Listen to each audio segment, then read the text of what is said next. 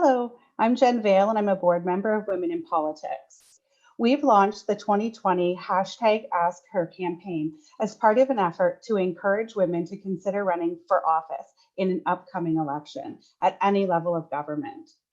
This campaign's primary goal is to support all women who would like to become involved with politics by sharing the experiences, perspectives, and advice of other women who've already entered the arena. We will hear from women who previously served in public office, from current elected officials, and women who ran in the past. All will offer their experience and advice to help inspire other women to enter the race. Above all, we want to achieve the goal of having more women's voices and just at decision-making tables. Today, we welcome Julie Moore. Julie is a social worker and has been working for the South West LHIN in the mental health and addictions field for 11 years as a health system planner and program lead. Julie is an elected public school board trustee for the Avon Maitland District School Board since 2010, representing 5 elementary schools and families in her district. Welcome, Julie. Hi, Jen. Thanks for joining us. Happy to be here. So I think I'll just start by asking you to tell us about your experience as a woman in office. Yeah, where do I begin? I think this is a great opportunity and a great timing to have this conversation and for you to ask that question, particularly I think on the heels of what has been a really exciting milestone that we saw in American politics in the last week and several days with the election of a woman to the office of vice president. So I think it's a great question and great timing to talk about women in the public space. And my experience as an elected school board trustee has been largely quite positive, but not without some complex challenges. I think that for me, it's been very rewarding work to represent 5, as you mentioned, rural elementary schools in the Huron-Perth catchment area of Ontario. So we're here in the Southwest. So, I mean, really rewarding, right, to be involved in school communities and to be influential in a decision-making role to ensure that our students and our youngest learners have the, best access to public education, and that experience is positive for our youngest learners. And we really want to, it's really rewarding to see kids succeed in school, to be exposed to new ideas and critical thinking, and all of the wonderful stuff that happens in our classrooms across Ontario, not just here in my 5 schools. So it's been really lovely experience to be able to be very firsthand to witness that, to be invited into school functions and communities and get to know educators and to understand what's happening in classrooms and the pedagogy around their teaching and their strategies. So it's been really exciting around that. For me, as a parent myself of kids in the public school system, but not without some complexities, Jen, if I was honest. The commitment that being a school board trustee requires, if you're going to do the job well, to be diligent and honoring the trust and confidence that voters have placed in you to be informed and to represent them at the board level requires a commitment of time and energy. And that also means that while you're representing your community, you also have to wear a sort of a systems hat. So you're making decisions sometimes that are not terribly popular rather, with even within your own community or with people that you know in your own circle of friends, or just in your own interactions across your own municipality. So the complexities really are that you need to make decisions that are in the best interest of our students, and those can be slightly controversial, particularly when we talk about school closures, class sizes.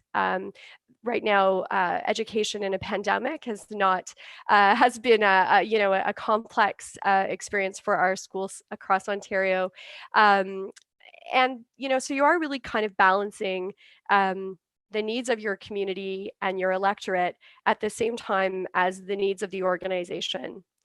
And that has put me in positions where I have made decisions where I know some of my neighbors, some of my own kids, classmates, parents have probably disagreed with my decision or how I have voted. So it is complex and can be challenging.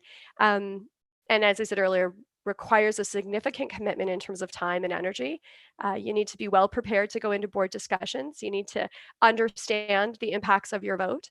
And you need to do your diligence, right, to do the job well and to have the confidence of people who voted for you, and certainly to have the confidence to go back. In my case, this is my third term, so I've gone back twice and asked them to vote for me. So you need to, make sure that you can do that and truly look people in the eye, right, when you go back out. And I think I think something unique to your role as a school board trustee that's perhaps quite different from other politicians is that it is a volunteer role that you are also working full time on top of that, and you're a parent. Absolutely, Jen. That's truly it. I mean, it is a paid position. I will just clarify Right. that. So you are Oh, you are sorry. you are paid, Mhm. much like municipal levels of government. School board trustees are paid on the based on the number of enrolled students in the system. So larger school boards trustees are actually like Toronto District School Board, the largest in the country. Those trustees are actually, this usually is their full-time job. But in smaller northern, rural, remote school boards like myself, it's certainly not a full-time compensation band, but sometimes feels like a bit of a full-time job depending on Right. what's happening.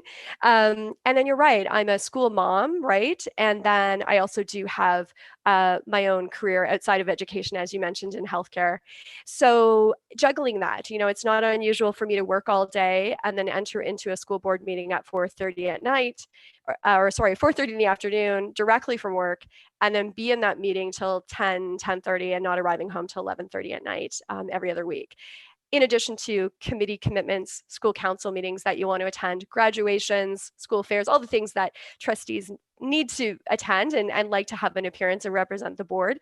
But it can certainly create challenges in my schedule. And when I started, my youngest son, I was still home on a mat leave, and I remember still juggling breastfeeding with my school board meetings, right? Because these meetings are for several hours, and I was thinking, how am I going to feed my youngest son?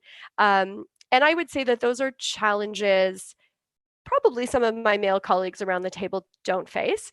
I am one, there are 9 trustees in Avon Maitland, and I am probably the only female candidate that, or the only female trustee that does have a full-time job.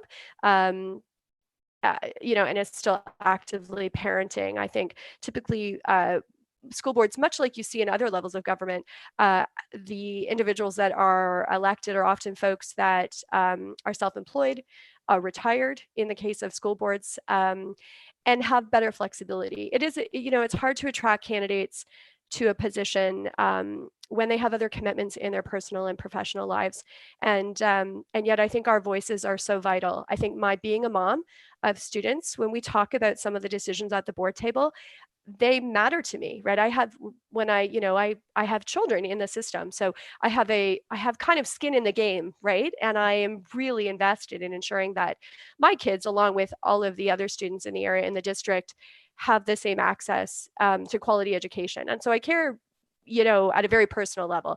And that's not to say that my colleagues who are not actively parenting and are, who are retired and have grandparents don't care. I know that they do. I do think, though, that we bring a different perspective to the table as women and as moms. And those voices are really vital. Otherwise, I'm not sure that the conversation would be as diverse as it is, at least in our board district. Right. Yeah. So, can I ask you about the supports that you've received along the way? Are there any that really stand out for you? I prior to being elected in this position, I have sort of historically always been really interested in the political space. I, as a young woman, worked for a member of provincial parliament and had the opportunity to work as a page myself, and came from a family that was um, very interested in politics, and I really understood that politics were personal, right? The decisions that were made by government impacted my life, right? And particularly impacted me as a young woman, right? So I think for me, I had supports going into this experience because I'd been able to watch another MPP that I had worked for, another female, who had really been very inspirational to me, even though that might sound a little cliched. I had sort of been able to watch from the sidelines in my early 20s working for her what it was like to be a member of provincial parliament, parenting, having family commitments, and all of those pieces. So I had this incredible insight around the experience watching her. And that was maybe seeing the good and the bad, if you will. And so that experience had really shaped me and I think really excited me. I have incredible supports in my immediate family. So my husband also has been in municipal politics for 16 years and most recently has been the mayor of the municipality in which we reside and is also very active politically at the provincial level. Currently not in government at all, so it's been a nice change for him, I think. But I had watched on the sidelines as he went through various campaigns before I ever put my name on a ballot. And so it's been really lovely for me in that he understands some of the push and pulls of both campaigning, which particularly now in the age of social media is a game changer, right?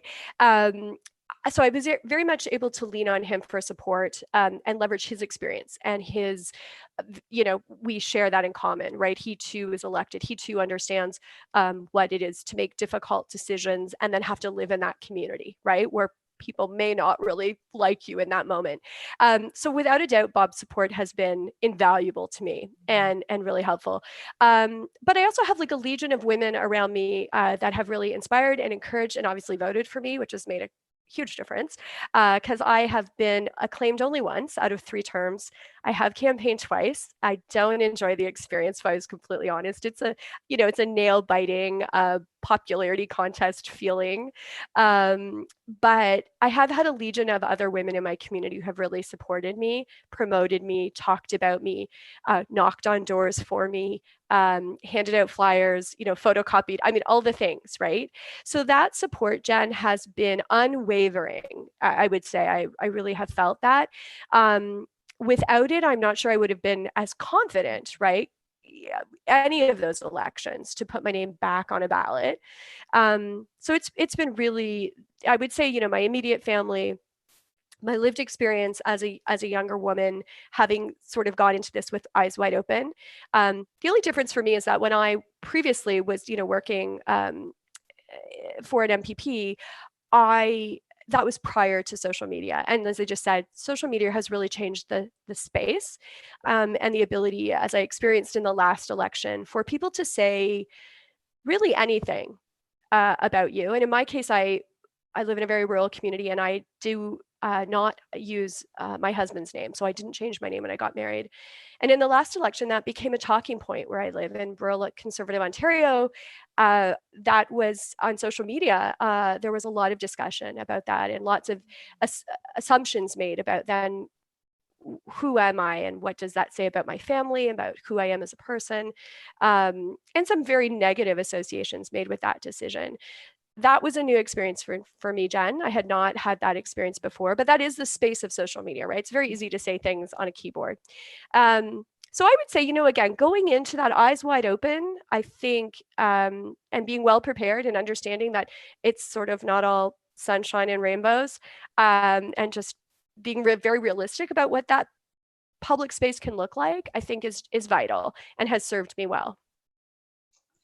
So, and I'm thinking about like everything that you just said in terms of your supports and inspirations and even the challenging experiences. So I would ask you now, if you were to talk to a younger Julie who's about to run,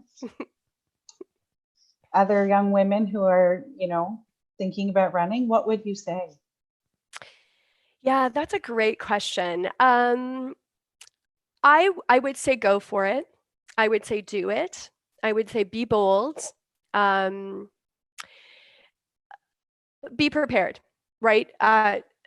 know your platform. So if you're running to be a school board trustee, you need to know about what are the issues in public education, right? What are the complexities? What are the pressures? Where are there opportunities? What's working well? What isn't working well? Do not go into it with your own personal agenda. If you're going into this particular work, school board in particular, because you want to save a school, one school, or you have one very personal agenda, you need to put that aside, because the job requires you to think as a board, as a system leader, and it can't be personal. So be bold, definitely do it. Don't go in with a personal agenda, right? But definitely go in prepared. So understand the role, understand the scope of your role. And most importantly, go in with that support system that we just talked about. So whether that's a close friend, a colleague, or mentor who's got, has had similar experience, but definitely need to go in with people that are going to work for you, that are going to promote you and talk about you, because putting your name on the ballot is one thing and getting the job is another, but in between that is the space of campaigning. And you really do need that support in that window, because you need people who are going to knock on the doors and put out the flyers and talk about you at the arena or the grocery store to say, I know Julie, and she's a real dynamo. She's a go-getter. She's got energy, or she's really easy to talk to, or she's a mom herself, or whatever positives they want to say about you.